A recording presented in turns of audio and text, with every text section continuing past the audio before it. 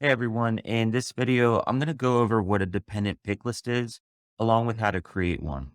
To start, a dependent pick list is a custom or a multi-select pick list for which the values within the pick list depend on the value of another field, which is called the controlling field. Controlling fields can be any pick list or checkbox on the same record the dependent pick list is on. For today's example, I'm going to create a dependent pick list on the account object. I'm actually going to create two pick lists.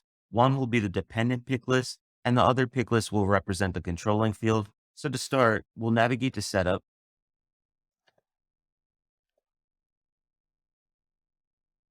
From Setup, we'll click on Object Manager. From here, we'll click on Account, and then we'll click on Fields and Relationships. This is where we're going to create the two pick lists. So I'm going to click on the New field. I'm going to select Pick List. We're just going to create a regular pick list. Click Next. We're going to name this first pick list Car Make, which will represent various car brands. For values, I'm going to click Enter Values with each value separated by a new line. And in this box, I'm going to type in Honda, Toyota, and Jeep. And then I'm going to click Next. And then I'll click Next again. And then Save and New. So now I'm going to create the second pick list, which will represent the dependent pick list. We'll select Pick List again. Click Next. We're going to name this pick list Car Model. This pick list is going to represent all the various car models that each car brand sells. We're going to click on Enter Values. And then I'm just going to enter in 3 car models for each brand. We're going to go ahead and click Next. So now that we've created the two pick lists, next we're going to navigate back to the account object and attempt to create a new account.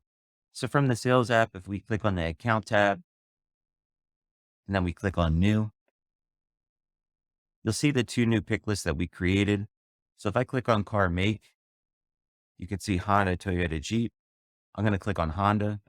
And if we click on Car Model, you'll see that it lists all the car models, regardless if it's Honda or not. The reason we are only seeing Honda models is because we haven't created a field dependency yet between the two pick lists. To create the field dependency, we're actually going to navigate back to Object Manager. So we'll cancel out of this.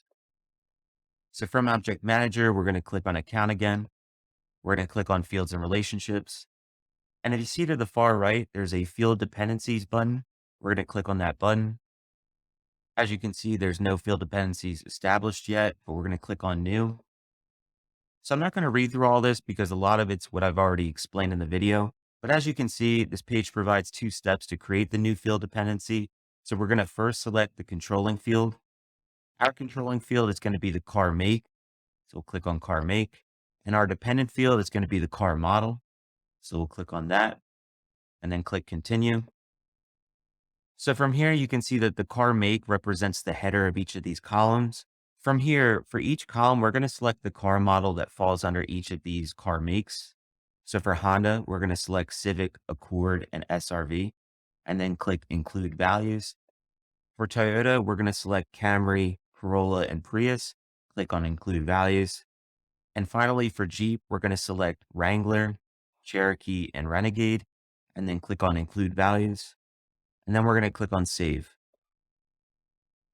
So now if we navigate back to the Account tab and we create a new account, I'm going to first refresh this screen to reflect our changes. We're going to click on New. And now if we click on Car Make and we click on Honda, you'll see if we click on the car model pick list, it only displays the Honda models instead of all the models. If we change it to Jeep and we click on car model, you'll see that it only lists the Jeep models. So that's all I have for this video.